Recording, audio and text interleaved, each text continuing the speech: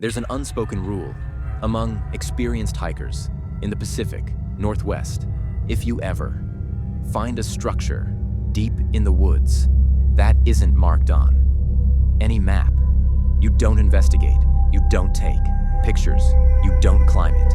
You turn around and you walk away immediately. I didn't know that rule, and David definitely didn't care. This happened 3 years ago. David lived for places he wasn't supposed to be. Abandoned factories, sealed tunnels, fire roads that technically weren't open anymore. So when he texted me coordinates to a decommissioned fire lookout tower buried deep inside an overgrown section of an Oregon national forest, I already knew we were going. The tower had been inactive for decades. No trail markers led to it anymore. On paper, it didn't exist. We drove for hours until the pavement disappeared, then gravel, then dirt. We parked on a logging road so old, the trees had started reclaiming it. The hike in felt wrong, too quiet. No birds, no insects, no distant animal movement, just wind and the sound of our boots. When we finally saw it, my stomach dropped. It wasn't picturesque. It wasn't nostalgic. It was a rusted steel skeleton, piercing through the tree line, like something that had grown there. No warning signs, no fencing, no vandalism, just untouched. Waiting. The climb felt unstable. The wind moved through the steel beams, making the entire tower groan, like it was breathing. Halfway up, I almost turned back, 80 feet in the air, with nothing but open space. Below you, it changes the way your brain works, but David kept laughing, calling it worth it. The glass cabin at the top was smaller than I expected. 4 windows, 1 heavy wooden door, a narrow catwalk wrapping around the outside. No escape routes, just height.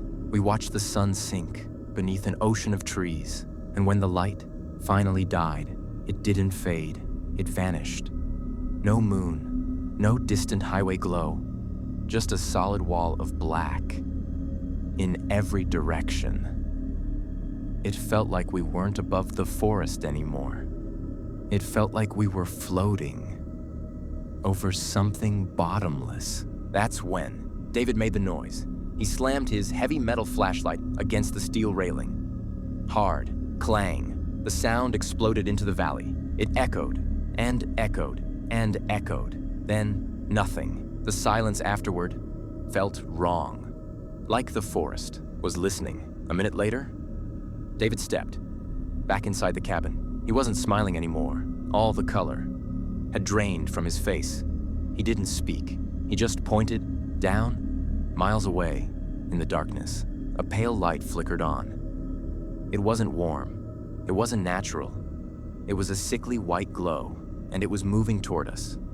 Not bouncing like someone walking, not swaying like a lantern, gliding in a straight line through dense forest at a speed that made no sense.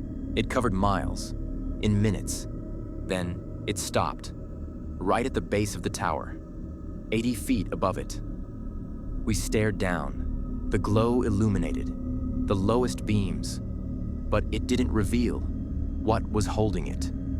The darkness below, the light, was thicker than the rest of the forest, like something tall was standing inside it. I whispered for David to stay quiet. He didn't. He leaned over the railing and shouted, "Hey, who's down there?" His voice cracked. The light didn't move. Then it blinked out. Total blackness. We waited for footsteps, for metal stairs creaking, for weight shifting on the structure. Nothing, just silence. Too much silence. 20 minutes later, the tower screamed. A violent metallic shriek ripped through the night, not from wind, from pressure. The sound of steel twisting, bolts snapping, something heavy pulling from below.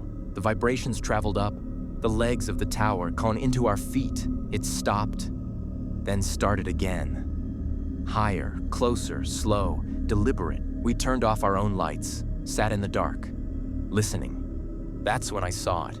A tall, distorted shadow slide across the outside of the glass. It passed silently, blocking out the stars. No footsteps, no breathing, just presence. Whatever had been at the bottom was now on the catwalk with us. The door handle didn't turn. It didn't need to. It just stood there, outside, for hours. We could feel it. The tower no longer moved with the wind. It felt weighted. When morning finally bled into the sky, the forest looked normal again. Too normal. We waited another hour before unlocking the door. The catwalk was empty. No scratches, no marks, no sign anything had ever been there. We hurried to the stairs. Halfway down, David froze. I looked past him, and my body went cold. A 15-foot section of the steel staircase was missing. Not collapsed, not rusted through. Cleanly removed. The bolts had been torn out. Metal bent outward like it had been peeled back. The missing steps were gone. Not on the ground. Gone. Something dismantled. Industrial steel in complete darkness, without making a single footstep, while we were trapped, less than 10 feet above it. We had to jump the gap, 80 feet above rocks. One bad landing and it would have been over. When our boots finally hit the forest floor, we didn't speak. We ran, and we didn't stop until the truck was in sight. We never reported it. We never went back. But sometimes I think about that moment when the light stopped at the base of the tower. It didn't feel curious. It felt summoned. Like the noise we made was permission, and whatever climbed that structure wasn't trying to get in. It was trying to make sure we couldn't get out. If you ever find a rusted tower rising above a forest that isn't marked on any map, don't test your luck. Because some structures aren't abandoned, they're occupied. And some things in the woods don't hunt, they wait.